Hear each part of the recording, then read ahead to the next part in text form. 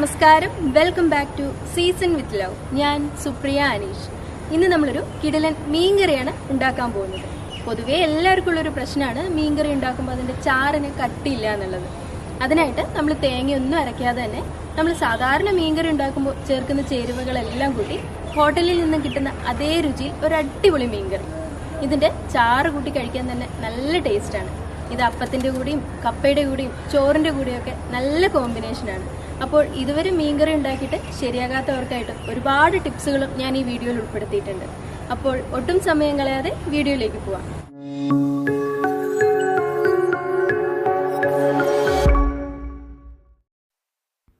നമ്മുടെ ഇന്നത്തെ കുറുകിയ ചാറുള്ള മീൻകറി ഉണ്ടാക്കാനായിട്ട് 1/2 കിലോ ആവോലി മീനാണ് ഞാൻ എടുത്തിരിക്കുന്നത്. ഇതുപോലെയുള്ള കഷ്ണം മീനായിരിക്കും ഈ മീൻകറിക്ക് ഏറ്റവും നന്നായിരിക്കുക.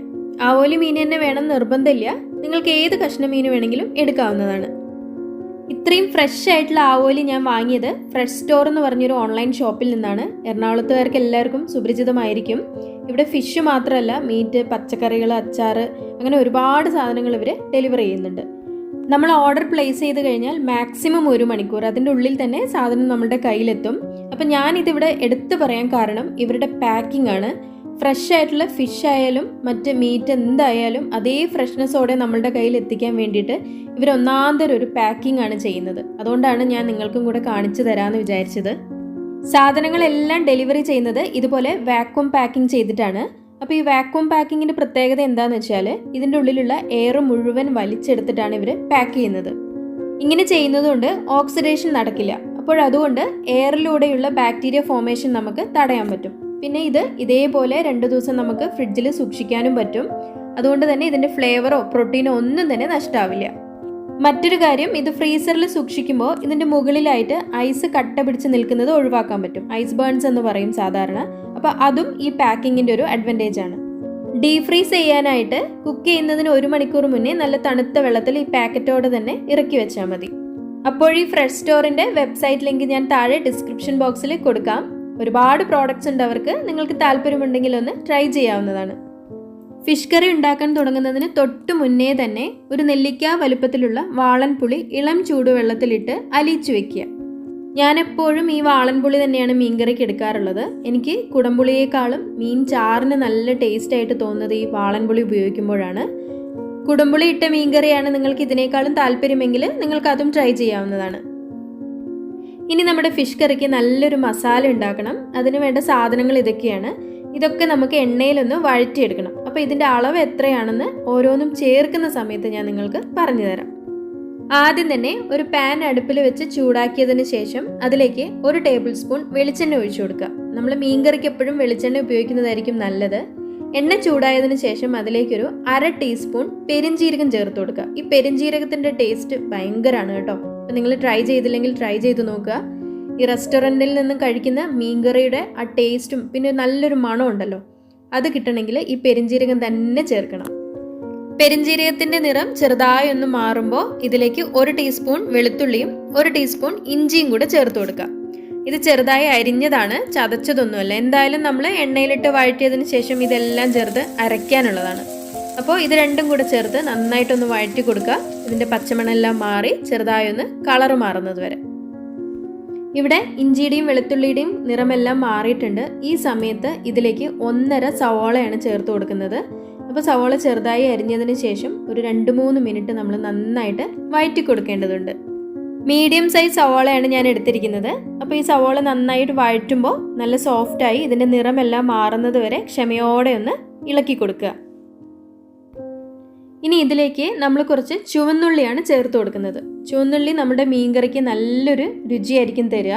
അപ്പോൾ ഇത് നിർബന്ധമായും ചേർത്ത് കൊടുക്കുക. ഇനി ചുവന്നുള്ളി തീരെ ഇല്ലെങ്കിൽ മാത്രം ആ 1.5 സവോള എന്നുള്ളത് 2 സവോളയാക്കിയിട്ട് മാറ്റിയെടുക്കുക.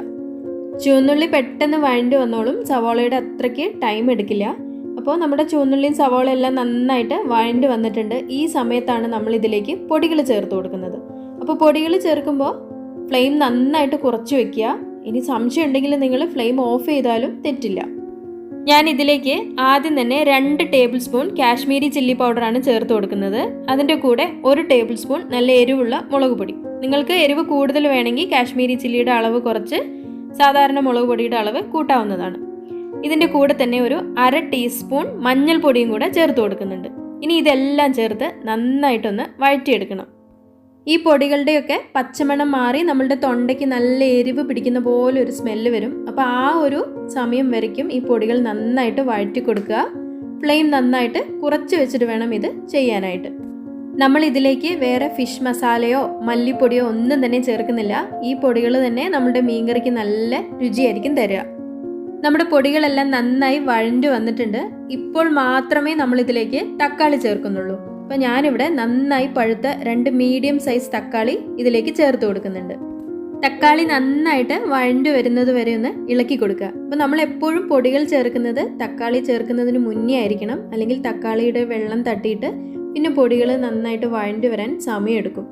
അപ്പോൾ നമ്മളിതൊരു 5 മിനിറ്റ് അടച്ചു വെച്ച് വേവിക്കാം. അപ്പോൾ തക്കാളി പെട്ടെന്ന് സോഫ്റ്റായി കിട്ടും. നമ്മുടെ ഫിഷ് കറിക്കുള്ള മസാലയെല്ലാം നന്നായിട്ട് വഴറ്റി റെഡിയാക്കിയിട്ടുണ്ട്. ഇനി ഇതൊന്ന് ചൂടാറിയതിന് ശേഷം മിക്സിയിലിട്ട് നന്നായിട്ടൊന്ന് അരച്ചെടുക്കാം. അപ്പോൾ നമ്മുടെ മസാലയെല്ലാം നന്നായിട്ട് തണുത്ത് വന്നിട്ടുണ്ട്. ഇനി ഒരു മിക്സിയുടെ ജാറിലേക്ക് നമ്മൾക്കിത് മാറ്റിയിട്ട് നന്നായിട്ടൊന്ന് അരച്ചെടുക്കാം. ആദ്യമേ നമ്മൾക്ക് വെള്ളമൊന്നും ചേർക്കാതെ അരച്ചെടുക്കാം. അതിനുശേഷം നല്ല പേസ്റ്റ് പോലെ കിട്ടാനായിട്ട് ഒരു 2 ടേബിൾ സ്പൂൺ വെള്ളം മാത്രം ഒഴിച്ചിട്ട് നല്ല വെണ്ണ പോലെ അരച്ചെടുക്കുക. ഇവിടെ നമ്മളുടെ ഫിഷ് കറിക്കുള്ള തിക്കായിട്ടുള്ള മസാല റെഡി ആയിട്ടുണ്ട്. അപ്പോൾ ഞാൻ ഈ പറഞ്ഞ ഇതേ രീതിയിൽ തന്നെ വേണം നിങ്ങൾ ഈ മസാല തയ്യാറാക്കാനായിട്ട്. അല്ലെങ്കിൽ നമ്മുടെ ഫിഷ് കറിയുടെ ചാറ് കൂട്ടി കഴിക്കാനായിട്ട് ടേസ്റ്റ് ഉണ്ടാവില്ല. അപ്പോൾ അതേ സ്റ്റെപ്പ് തന്നെ നിങ്ങളും ഫോളോ ചെയ്യുക. ഫിഷ് കറി എന്ന് പറയുമ്പോൾ നമ്മൾക്ക് ആദ്യം ഓർമ്മ വരുന്നത് ഒരു മൺചട്ടി ആയിരിക്കുമല്ലോ. അപ്പോൾ നമ്മളും ഇന്ന് ഫിഷ് കറി ഉണ്ടാക്കുന്നത് ഒരു മൺചട്ടിയിൽ തന്നെയാണ്. അപ്പോൾ ചട്ടി അടുപ്പിൽ വെച്ച് ചൂടാവുമ്പോൾ അതിലേക്ക് 1 ടേബിൾ സ്പൂൺ വെളിച്ചെണ്ണ ഒഴിച്ചു കൊടുക്കുക. എണ്ണ നന്നായിട്ട് ചൂടാവുമ്പോൾ അതിലേക്ക് 1 ടീസ്പൂൺ കടുക് ഇട്ട് കൊടുക്കുക. കടുക് നന്നായി പൊട്ടി വരുമ്പോൾ അതിലേക്ക് ഒരു 1/4 ടീസ്പൂൺ ഉലുവ ചേർത്ത് കൊടുക്കുക. അപ്പോൾ ഈ ഉലുവ ചേർക്കുമ്പോൾ പ്രത്യേകം ശ്രദ്ധിക്കുക, ഉലുവയുടെ അളവ് കൂടാൻ പാടില്ല. അതുപോലെ തന്നെ ഉലുവ കരിഞ്ഞു പോകാനും പാടില്ല. അങ്ങനെ ആവുമ്പോൾ നമ്മളുടെ ഫിഷ് കറിക്ക് കയ്പ്പ് രുചി വരും. പിന്നെ എന്ത് ചെയ്താലും അത് മാറ്റാനും പറ്റില്ല. ഇനി ഇതിലേക്ക് നല്ല ഫ്രഷ് ആയിട്ടുള്ള 1 പിടി കറിവേപ്പില ചേർത്ത് കൊടുക്കുക. കറിവേപ്പില നമ്മുടെ മീൻകറിക്ക് വളരെ നല്ല ടേസ്റ്റ് തരുന്ന ഒരു സാധനമാണ്. ഇതിൻ്റെ കൂടെ തന്നെ 3 പച്ചമുളക് നെടുകെ കീറിയതും കൂടി നമ്മൾ ചേർത്ത് കൊടുക്കുന്നുണ്ട്. അധികം എരിവില്ലാത്ത പച്ചമുളകാണ് ഞാൻ ചേർത്ത് കൊടുത്തിരിക്കുന്നത്. പക്ഷേ ഇത് അത്യാവശ്യമായിട്ട് ചേർക്കേണ്ടതാണ്. എന്നാലേ നമ്മളുടെ മീൻ ചാറിന് നല്ലൊരു ടേസ്റ്റും മണവും ഒക്കെ ഉണ്ടാവുള്ളൂ. ഇനി ഇതിലേക്ക് നമ്മൾ കുറച്ച് ചുവന്നുള്ളിയാണ് ചേർത്ത് കൊടുക്കുന്നത്. ചുവന്നുള്ളി ചേർത്ത് നന്നായിട്ട് വെളിച്ചെണ്ണയിൽ വഴറ്റുമ്പോൾ നല്ലൊരു സ്മെല്ലായിരിക്കും. അപ്പോൾ ചുവന്നുള്ളിയും മറക്കാതെ ചേർത്ത് കൊടുക്കുക. ഇതെല്ലാം വഴറ്റിയതിന് ശേഷം ഈ സമയത്താണ് നമ്മൾ നേരത്തെ വെള്ളത്തിൽ കുതിർത്തിട്ട് വെച്ച പുളി നന്നായിട്ട് പിഴിഞ്ഞതിന് ശേഷം അരിച്ചിട്ട് ഒഴിച്ചു കൊടുക്കേണ്ടത്. പുളിവെള്ളം ചേർത്തതിന് ശേഷം ശ്രദ്ധിക്കേണ്ട പ്രധാനപ്പെട്ട കാര്യം, ഇത് നന്നായിട്ട് തിളയ്ക്കാൻ അനുവദിക്കുക. ഒരു 2 മിനിറ്റ് നന്നായിട്ട് തിളക്കിയ തന്നെ വേണം. അതിനുശേഷം മാത്രമേ നമ്മൾ ഇതിലേക്ക് എന്തെങ്കിലും ചേർക്കാൻ പാടുള്ളൂ. അപ്പോൾ ഈ പുളിവെള്ളം തിളയ്ക്കുന്നതിന് മുന്നേ നമ്മൾ ചേർക്കുകയാണെങ്കിൽ ആ പുളിയുടെ പച്ചമണം അതുപോലെ തന്നെ ഉണ്ടാവും. അപ്പോൾ ഇവിടെ നമ്മുടെ പുളിവെള്ളം നന്നായിട്ട് തിളച്ച് വന്നിട്ടുണ്ട്. ഈ സമയത്താണ് നമ്മൾ ഇതിലേക്ക് നമ്മൾ നേരത്തെ അരച്ച് റെഡിയാക്കി വെച്ചിരിക്കുന്ന മസാല ചേർത്ത് കൊടുക്കുന്നത്. മസാല ചേർത്ത് കൊടുക്കുന്ന സമയത്ത് നമുക്ക് ഫ്ലെയിം നന്നായിട്ടൊന്ന് കുറച്ച് വയ്ക്കാം. അതിനുശേഷം മിക്സിയുടെ ജാറിലുള്ള മസാല മുഴുവനായിട്ട് കിട്ടാൻ വേണ്ടിയിട്ട് കുറച്ച് വെള്ളം കൂടെ ചേർത്ത് മിക്സ് ചെയ്ത് ഇതിലേക്ക് ഒഴിക്കാം. ഇനി നമുക്ക് എത്ര ഗ്രേവിയാണോ വേണ്ടത് അതിനനുസരിച്ചുള്ള ചൂടുവെള്ളം, നന്നായിട്ട് തിളച്ച വെള്ളം ഇതിലേക്ക് ഒഴിച്ചു കൊടുക്കാം. ഞാൻ ഇതിലേക്ക് ഏകദേശം 1/4 കപ്പ് ചൂടുള്ള വെള്ളമാണ് ഒഴിച്ചു കൊടുക്കുന്നത്. നിങ്ങൾ എടുത്തിരിക്കുന്ന മീനിൻ്റെ അളവിനനുസരിച്ച് വെള്ളം ഒഴിച്ചു കൊടുക്കാവുന്നതാണ്. നമ്മൾക്ക് എത്ര ഗ്രേവിയാണോ വേണ്ടത് അതിനനുസരിച്ചുള്ള വെള്ളം ഈ സമയത്ത് തന്നെ കാൽക്കുലേറ്റ് ചെയ്ത് ഒഴിച്ചു കൊടുക്കേണ്ടതാണ്. ഇതിന് ശേഷം ഒഴിച്ചു കൊടുത്താൽ നമ്മളുടെ ഗ്രേവിക്കൊരു ടേസ്റ്റ് ഉണ്ടാവില്ല. നമ്മുടെ മസാലയിൽ നമ്മൾ ഇതുവരെ ഉപ്പ് ചേർത്ത് കൊടുത്തിട്ടില്ല. അപ്പോൾ ഈ പുളിവെള്ളവും മസാലയും വെള്ളം എല്ലാം കൂടെ ചേർത്ത് ഇളക്കിയതിന് ശേഷം ഈ സമയത്താണ് ഉപ്പിട്ട് കൊടുക്കേണ്ടത്. അപ്പോൾ ഞാൻ ഏകദേശം 1/2 ടേബിൾ സ്പൂൺ ഉപ്പിട്ട് കൊടുത്തിട്ടുണ്ട്. നിങ്ങളുടെ ആവശ്യത്തിനനുസരിച്ച് ഉപ്പ് ചേർക്കാവുന്നതാണ്. ഇനി നമ്മൾക്കൊരു 2 മിനിറ്റ് ഈ ഗ്രേവി ഒന്ന് അടച്ചു വെച്ച് തിളപ്പിക്കാം. നമ്മൾ ചേർത്ത് കൊടുത്ത പുളിയും മസാലയും ഉപ്പും വെള്ളമൊക്കെ നന്നായിട്ടൊന്ന് സെറ്റാകാൻ വേണ്ടിയിട്ടാണ് ഇങ്ങനെ തിളപ്പിക്കുന്നത്. അപ്പോൾ തിളപ്പിച്ച് കഴിയുമ്പോൾ എണ്ണ ഇങ്ങനെ തിരിഞ്ഞു വരുന്ന സമയം വരയ്ക്കും ഒന്ന് തിളപ്പിക്കണം. ആ സമയത്താണ് നമ്മൾ മീൻ ഇട്ട് കൊടുക്കേണ്ടത്. മീൻ നമ്മൾ ചട്ടിയിലേക്ക് ഇടുമ്പോൾ ഇതുപോലെ ഓരോന്നായിട്ട് തന്നെ എടുത്ത് വെക്കണം. എല്ലാം കൂടെ ഒന്നിച്ച് നമ്മൾ ചട്ടിയിലേക്ക് കൊട്ടിയിടാൻ പാടില്ല. അങ്ങനെ ചിലപ്പോൾ കൊട്ടിയിടുമ്പോൾ മീനെല്ലാം കൂടെ ഒട്ടി നിൽക്കാൻ ചാൻസ് ഉണ്ട്. അപ്പോൾ അതിൻ്റെ ഇടയിൽ ഇതിൻ്റെ മസാല കയറാൻ ബുദ്ധിമുട്ടായിരിക്കും. അങ്ങനെ നമ്മൾ ഏകദേശം 1/2 കിലോ ആവോലി ഈ ഗ്രേവിയിലേക്ക് ഇട്ട് കൊടുത്തു. ഇനി ഇട്ട് കൊടുത്ത് ആ ഒരു സമയം മാത്രം നമ്മൾ ഇതുപോലെ ഒരു സ്പൂൺ എടുത്തിട്ട് ഇളക്കി കൊടുക്കുക. ഇനി നമ്മൾ ഈ സ്പൂണ് ഈ ചട്ടിയുടെ അടുത്തേക്ക് കൊണ്ടുവരാനേ പാടില്ല, നമ്മളുടെ മീൻ പൊടിഞ്ഞു പോകും. ചെറുതായി ഒന്ന് ഇളക്കി കൊടുത്തതിന് ശേഷം ചെറിയൊരു തിള വരാനായിട്ട് വെയിറ്റ് ചെയ്യുക.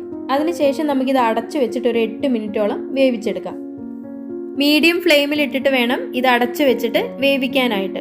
ഇപ്പോൾ ഏകദേശം 8 മിനിറ്റ് ആയിട്ടുണ്ട്. നമ്മുടെ ഫിഷ് കറി എല്ലാം നന്നായിട്ട് തിളച്ച് വന്നിട്ടുണ്ട്. ഈ സമയത്ത് നമുക്കിതൊന്ന് മെല്ലെ ചുറ്റിച്ചു കൊടുക്കാം. എന്നിട്ട് ഇതിൻ്റെ ഉപ്പെല്ലാം ചെക്ക് ചെയ്യേണ്ടത് ഈ സമയത്താണ്. അപ്പോൾ നമുക്ക് ഇത്തിരി ഉപ്പിൻ്റെ കുറവുണ്ട്, അപ്പോൾ ഞാനൊരു 1/4 ടീസ്പൂൺ ഉപ്പും കൂടെ ചേർത്ത് കൊടുക്കുന്നുണ്ട്. ഇനി ഒരു 2 മിനിറ്റ് നേരം നമ്മളുടെ മീൻകറി ഒന്ന് തുറന്ന് വെച്ച് തന്നെ തിളപ്പിച്ചെടുക്കാം. എന്നിട്ട് ഇതിലേക്ക് നല്ല ഫ്രഷ് ആയിട്ടുള്ള കറിവേപ്പില ഒരു പിടി ഉണ്ടെങ്കിൽ ചേർത്ത് കൊടുക്കാം.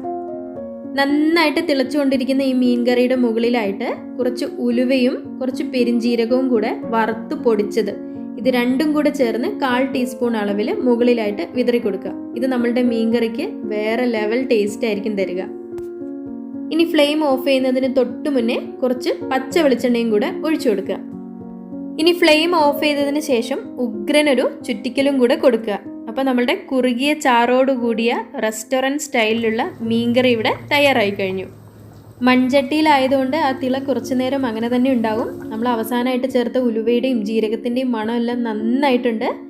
അപ്പോൾ നമ്മുടെ കുറുകിയ ചാറുള്ള ഈ മീൻകറി എല്ലാവരും ഒന്ന് ട്രൈ ചെയ്ത് നോക്കുക, നിങ്ങൾക്ക് തീർച്ചയായിട്ടും ഇഷ്ടപ്പെടും. നല്ല കട്ടിയുള്ള ഗ്രേവി ആയതുകൊണ്ട് തന്നെ ഇത് ചോറിൻ്റെ കൂടെ മാത്രമല്ല, കപ്പയുടെ കൂടെയും അപ്പത്തിൻ്റെ കൂടെയും പൊറോട്ടയുടെ കൂടെയൊക്കെ നല്ല കോമ്പിനേഷനാണ്. എല്ലാവരും ട്രൈ ചെയ്ത് നോക്കുക. വീഡിയോ ഇഷ്ടമായെങ്കിൽ ചാനൽ മറക്കാതെ സബ്സ്ക്രൈബ് ചെയ്യുക. മറ്റൊരു വീഡിയോയുമായി വീണ്ടും കാണാം. താങ്ക്